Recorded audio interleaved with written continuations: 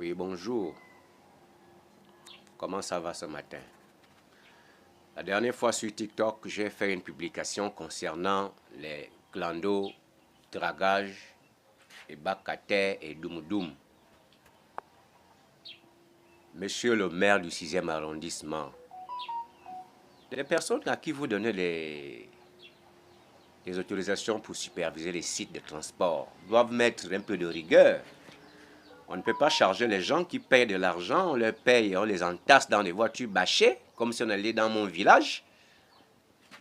Alors que nous avons demandé à ceux qui leur revoient le prix de 300 à 200 par là, comme du côté de droite à gauche, le chef du quartier de là-bas a exigé que ce soit 100 francs. On nous entasse comme des sardines dans une boîte. On a beau crier, le chef du quartier impuissant, le maire sortant impuissant. Maintenant, vous qui arrivez, nous espérons que vous allez pouvoir convaincre nos bourreaux-là de mieux nous traiter. Parce que ça ne s'explique pas. Nous avons déjà la chance d'avoir les pavés, les bacs à terre. On continue à nous prendre des tarifs comme quand on n'avait pas les pavés. Quand il pleut, ou sous le soleil, dans les intempéries, les pères, les mères de famille souffrent sous la pluie, sous le soleil, pendant que le conducteur, tant que son bus, tant que sa bâchée n'est pas pleine, il ne démarre pas. Alors que, avec les conditions de route qu'on a actuellement, il était temps qu'on ait maintenant des bus et des petites voitures pour pouvoir mieux nous transporter. On n'est plus en brousse, mais en ville.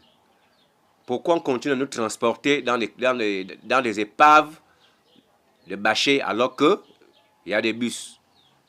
Quand les bus viennent même garer là, ils les chassent.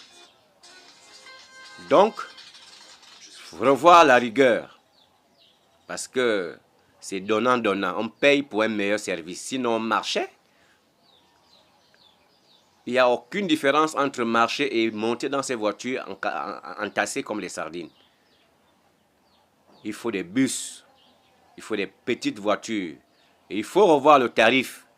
Ça ne sert à rien de faire à 300. Quand on n'avait pas de pavés, on était à 300. Maintenant qu'on a les pavés, on est toujours à 300. Ce n'est pas normal. Eux-mêmes, ils savent que pour la plupart, ils n'ont pas de permis. Leurs voitures n'ont pas d'assurance. À chaque accident, ils vont chez les marabouts, chez les ngangas pour calmer le problème. Mais pendant que les familles pleurent les membres.